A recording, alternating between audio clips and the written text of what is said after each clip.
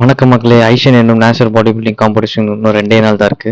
எல்லாம் ஆவலுடன் எதிர்பார்த்த அந்த நாள் இன்னைக்கு வந்துருச்சு. என்னன்னு பார்க்குறீங்களா? இன்னைக்கு நம்ம கோவா கிளம்ப போறோம். அதுக்குள்ளான எக் ஆம்லெட்ஸ் வந்து புரோட்டீன் ஷேக்க குடிச்சு முடிச்சுட்டு, ஒரு பிளாக் காஃபி அடிச்சுட்டு ஜிம் கிளம்பியாச்சு. எப்பயும் சாயந்தரமா வந்து ஒர்க் அவுட் பண்ற நம்ம மார்னிங் வந்து பார்த்தா எல்லாம் காலியா இருந்துச்சு. ஜிம்மே காலியா இருந்தனால நான் ஜாலியா ஒர்க் அவுட் பண்ண ஆரம்பிச்சிட்டேன். காம்படிஷன் டைம்ல இருந்தனால வழக்கத்துக்கு மாறா இன்னைக்கு ட்ரைனர்ஸ் கொஞ்சம் அதிகமாவே இருந்துச்சு. ஸோ ஒர்க் அவுட்டை முடிச்சுட்டு கடைசியாக ஒரு போஸ்டிங் செஷன் அழகாக ஒன்று சூப்பராக போட்டுட்டு லாஸ்ட்டாக ஒரு ஹாஃப் அன் ஹவர் நாக்கத்தில் சைக்கிளிங் பண்ணியாச்சு. காம்படிஷன் நெருங்கிடுச்சுல, ஜீரோ கார்பில் ஓடிட்டு இருக்கனால என்னால் முடியல. ஸோ முடிஞ்ச அளவுக்கு ஏதோ ஹாஃப் அன் ஹவர் சைக்கிளிங் பண்ணிவிட்டு கோவா கிளம்பலான்னு வீட்டுக்கு கிளம்பி ஃபுல்லாக பேக்கிங்லாம் எடுத்து வச்சு நம்ம மாப்பிள்ள கூட வந்து நம்மளை கொஞ்சம் வழி அனுப்புனாரு. கேப் வந்தோடனே கேப் ஏறியாச்சு. கேபில் போயிட்டு இருக்கும்போது என்னோட லஞ்ச் மீலி முடிச்சிச்சு. லஞ்ச் என்னன்னு பார்த்தீங்கன்னா 7 egg whites and 200 gram chicken.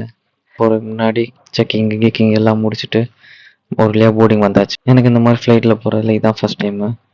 Body zero கார்பில் இருந்தாலும் அவ்வளோ டயர்ட்னஸ் இருந்தாலும் ஒரு எக்ஸைட்மெண்ட் இருந்துக்கிட்டே இருந்துச்சு. டேக் ஆஃப் எப்படி ஆகும், எப்படி நம்ம எப்படி ஃபீல் பண்ண போகிறோம் அப்படின்ற ஒரு ஈகர்னஸ் இருந்துக்கிட்டே இருந்துச்சு. ஸோ அந்த சந்தோஷத்தில் இந்த டயர்ட்னஸ் எல்லாமே பறந்து போயிடுச்சு.